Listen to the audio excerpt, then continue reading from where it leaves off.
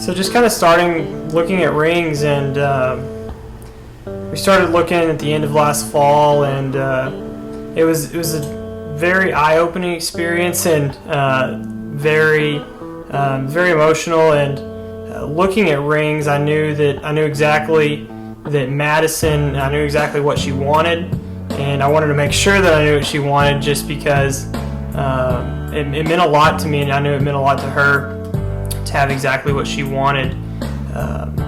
So after we looked for a while, we looked at a lot of places in town, and I never let her know what the jeweler was, and so we went through that. And so after we'd kind of been looking at rings for a while, I knew it was kind of the process to go and ask her dad. And one weekend when we went down to Wichita Falls, I knew that I needed to ask him, and I knew that we hadn't exactly set a date for sure in terms of when I wanted to ask her, or I hadn't worked out all the details yet, but I wanted to ask him, especially if I ever talked to her parents about it. I definitely wanted his blessing, and I wanted to hear it from him, just that affirmation of that I was marrying his daughter. And so we went to breakfast one morning, and I asked him, and I was kind of nervous. I wrote a whole piece of paper the night before, and stayed up and was looking over it, trying to make sure that I hit on all the points of the reasons why I wanted to marry his daughter. And it was tough getting through all of it the next morning, but it was great to talk with him and just hear that he was giving me his blessing. Shortly after that, started planning the day more and trying to get all the specifics worked out in terms of where I was going to do it in Lubbock, and just everything that goes with that day, and called a lot of places in town. And as many of you know, Lubbock is a very challenging place, trying to find a venue that's pretty and that just kind of fit all the things I was looking for. And I came across McPherson Cellars. It's located in downtown Lubbock, and it had a really pretty courtyard, and just a really kind of small area that I really feel that would be a great place to ask her. And so I booked it, and worked with her parents a little bit in terms of planning, but I tried to really take everything head on and do it myself, and I wanted every detail to be perfect for Madison and the day that I wanted for her. I remember on May 5th, that was the night I had gone to dinner with my friends, and Will had to stay at home because he was so busy with homework and had to study for his final that he had 2 days after that.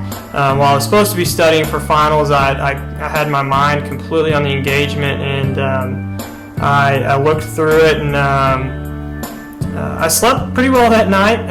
Woke up the next morning, and really wasn't too nervous that entire day. Her parents came down and helped me set it up. We went to McPherson that morning, and before they came, I was running around town getting flowers and rose petals for it, and getting lunch for her, and a bunch of different things just kind of went with it. And so I came home that night, and everything seemed normal, but he was persistent that we go to lunch the next day, which was May 6th, because he was only working half a day because the bank had an open house or something, and so he said we had to go to lunch because we never had this opportunity.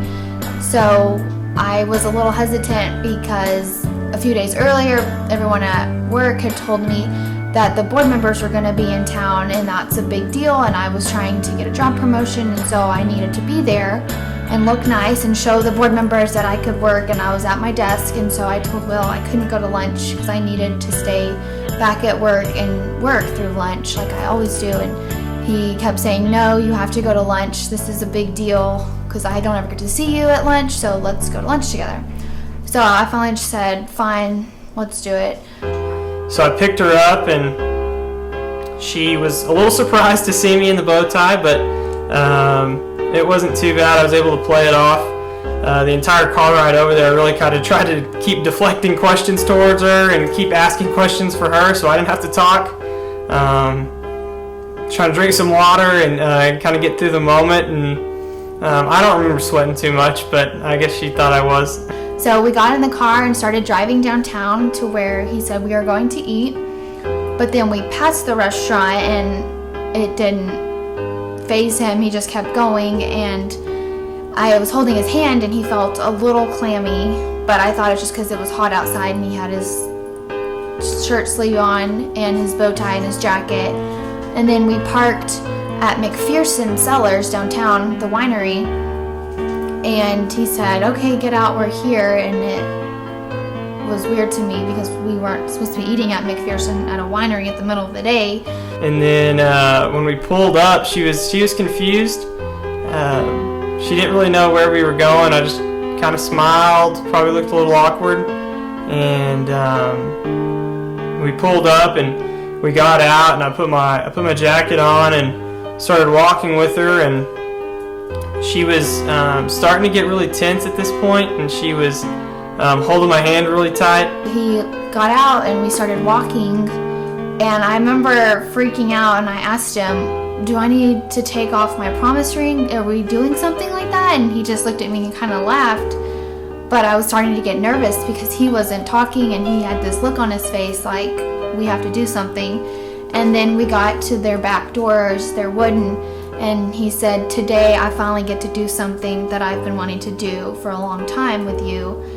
And I didn't know what he was talking about. And then he pushed open the doors and there were rose petals leading to the back, and there were candles everywhere, and he had music softly playing, and I don't remember what I said or anything, if I said anything, and I remember I threw my purse down, and then he said, come here, and he said some really sweet things, but I don't remember them because I was crying and I was in shock that this was happening at lunch on May 6th, and I had no idea. And so we were walking, and I remember stopping right before we had opened the big wooden gates, and I told her how much she meant to me, and that this day was finally here, and I was so excited for this day to happen, and pulled the doors back, and I remember she kind of started to tear up, and so we were walking, and just kind of with the ring thing, she was like, do I need my purse? And so she was like, I need to get rid of this. And so I remember her, so some of the pictures look like she's running. She's going to set her purse down, and I was able to get everything out that I needed to say. And Madison was crying. I wasn't, so that was able to get through everything. And I remember getting on a knee and pulling the ring out, and it wouldn't come out of my pocket. The box wouldn't, and proposed to her. And I remember picking her up, and I've never felt so happy in terms of when I picked her up, and it was such a magical moment whenever I picked her up, and it was something that really meant a lot to me.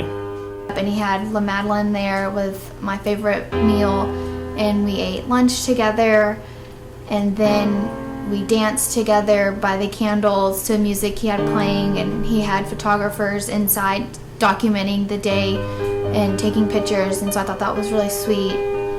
And then I had to go back to work to get all my stuff because it was in the middle of the day, and everyone was there, and they had balloons and a cute sign, and they welcomed us and had a mini party that surprised me again. And then we were going to go back to my apartment he needed to study because he did have a final tomorrow the next day. And then I walked in and my parents were waiting for me, and they had been here apparently all day, and I had no idea. They surprised me, and then we went to dinner to celebrate it. It was one of the best surprises I've ever had in my life, for sure.